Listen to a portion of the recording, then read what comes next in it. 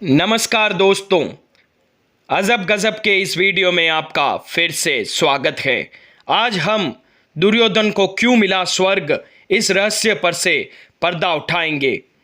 हिंदू धर्म में मान्यता है कि मनुष्य के कर्म दो भागों में बांटे जाते हैं, अच्छे और बुरे, जिन्हें हम पुण्य और पाप कहते हैं। किसी कर्म को करने के पीछे व्यक्ति की क्या सोच है वो काफ़ी अहम होती है। माना जाता है कि दूसरों का बुरा करके पाप करने वाले व्यक्ति को मृत्यु के बाद नरक जाना पड़ता है और वही पुण्य कमाने वाला व्यक्ति स्वर्ग जाता है। मृत्यु के देवता यमराज इस बात का फैसला करते हैं कि व्यक्ति कहाँ जाएगा। ऐसा लगता है कि अंत में इंसान के अच्छे और बुरे कर्मों के बीच युद्ध होता है और जो जीतता है उसके अनुसार व्यक्ति की आत्मा स्वर्ग या नरक में जाती है। महाभारत का युद्ध आज भी लोग याद करते हैं। इस युद्ध का निष्कर्ष यही था कि कौरवों को नरक में भेजा जाए, लेकिन उनमें से एक कौरव था जिसे स्वर्ग में जगह मिली थी। दरअसल ये माना जाता है कि दुर्योधन को मृत्यु के बाद स्वर्ग में स्थान मिला था।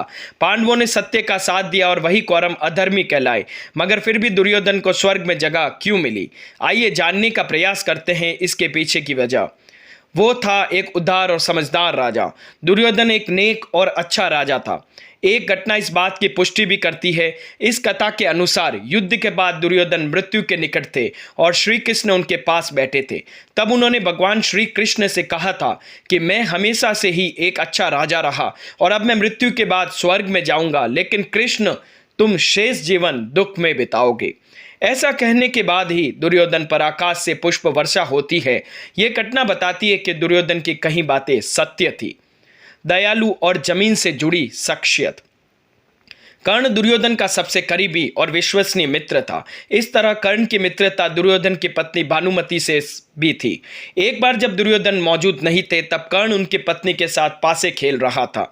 भानुमति दरवाजे की तरफ मुंह करके बैठी थी और कर्ण की पीठ द्वार की तरफ थी। कर्ण इस खेल में जीत के करीब थे। उसी समय दुर्योधन वहां पहुंचे।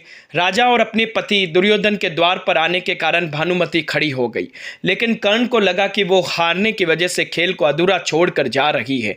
उन्हें रोकने के प्रयास में कर्ण ने उनकी साड़ी पकड़ी, जिसकी वजह से कड़ाई में लगे मोती टूटकर गिर गए। यह घटना दुर्योधन को क्रोधित करने के लिए काफी थी, लेकिन उन्होंने बहुत ही शांत ढंग से प्रतिक्रिया दी और कहा कि ये मोती इकट्ठे कर दूं ताकि उन्हें दोबारा लगाया जा सके। यह दिखाता है कि राजा का अपने मित्र और पत्नी पर कितना विश्वास था। एक निष्पक्ष इंसान थे दुर्योधन। सब लोगों को यह जानकारी नहीं थी कि कर्ण कुंती का पुत्र है। दूसरे लोगों की तरह दुर्योधन को भी लगा कि यह शूद्र जाति से संबंध रखता है। एक बार द्रौपदी ने भी कर्ण के खिलाफ सिर्फ उसकी जाति को लेकर उस वक्त कुछ कहा था जब उसने स्वयंवर में हिस्सा लेना चाहा था।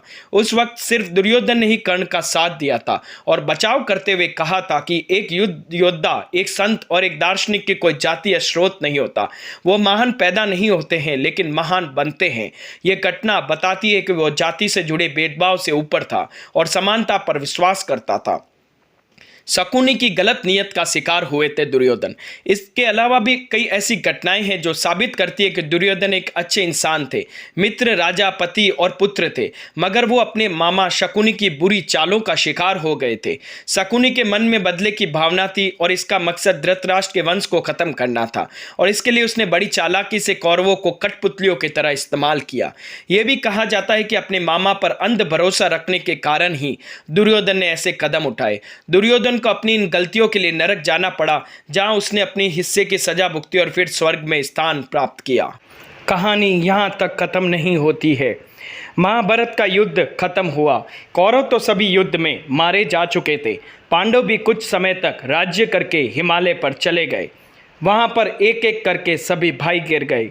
अकेले युधिष्ठिर अपने एकमात्र साथी कुत्ते के साथ बचे रहे और वे स्वर्ग गए। वहां उन्होंने स्वर्ग और नरक दोनों को देखा। स्वर्ग में प्रवेश करते ही दुर्योधन दिखाई दिया। अपने भाइयों से भी उनका सामना हुआ। रास्ते में अन्य भाइयों को घिरते समय प्रश्न करने वाले भीम के मन में यहाँ भी जिज्ञासा उठी। पूछे, भैया, दुष्ट दुर्योधन तो आजीवन अनीति का ही पक्ष लेता रहा है। उसने अपने पूरे जीवन में कोई धर्म का काम नहीं किया जिसके पुण्य से उसे स्वर्ग मिला हो। क्या ईश्वर के न्याय में भी गलती है? ईश्वरीय विधान के अनुसार हर पुण्य का परिणाम चाहे वह किंचित क्यों न हो स्वर्ग मिलता है। सभी बुराइयों के होते हुए भी दुर्योधन में एक सद्गुण था जिसके प्रसाद स्वरूप उसे स्वर्ग में स्थान प्राप्त हुआ था। वह क्या था? भीम ने पूछा। भीम की जिज्ञासा शांत करते हुए धर्मराज युधिष्ठिर ने बताया कि अपने पूरे जीवन में दुर्योधन का ध्येय एकदम स्पष्ट था। उसी उद्देश्य की पूर्ति के लिए उसने हर संभव कार्य किया। दुर्योधन को बचपन से ही सही संस्कार प्राप्त नहीं हुए, इसलिए वह सच का साथ नहीं दे पाया। लेकिन मार्ग में चाहे जितनी भी बाधाएं क्यों न आई हो, दुर्योधन का अपने उद्देश्य पर कायम रहना, दृढ़ संकल्पित रहना ही उसको अच्छा ही साबित हुई। युधिष्ठिर ने बताया कि अपने उद्देश्य के लिए एकनिष्ठ रहना मनुष्य का एक बड़ा सद्गुण है।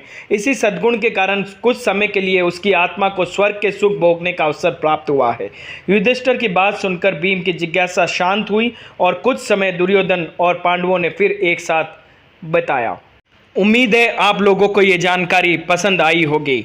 अगर मेरे अजब गजब के वीडियो आपको पसंद आते हैं तो प्लीज़ लाइक, शेयर और कमेंट जरूर कीजिएगा। धन्यवाद।